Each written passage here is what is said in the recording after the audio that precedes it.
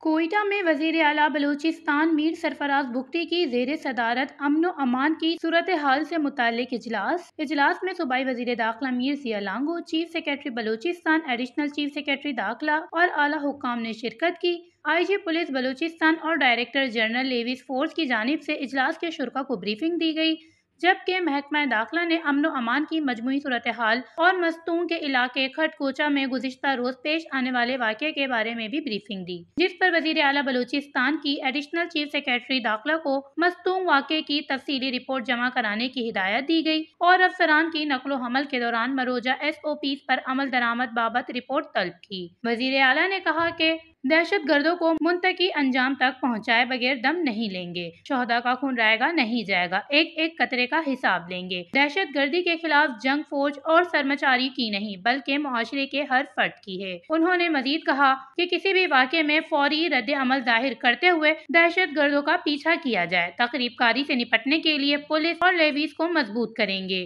Levies force کو ضروری ساز و سامان، اسلحہ اور گاڑیاں دی جائیں۔ ہر سطح پر دہشت گردوں کا مقابلہ کر کے انہیں پسپا کریں گے۔ وزیر اعلیٰ نے ہدایت دی کہ سوشل میڈیا پر ریاست مخالف سرگرمیوں پر کڑی نظر رکھی جائے، سوشل میڈیا کو دہشت گردی کے ٹول کے طور پر استعمال نہیں ہونے دیں گے اور دہشت گردوں کے خلاف جنگ کسی ایک ادارے کی نہیں بلکہ پوری قوم کی جنگ ہے۔ Watch news, Quetta, Balochistan.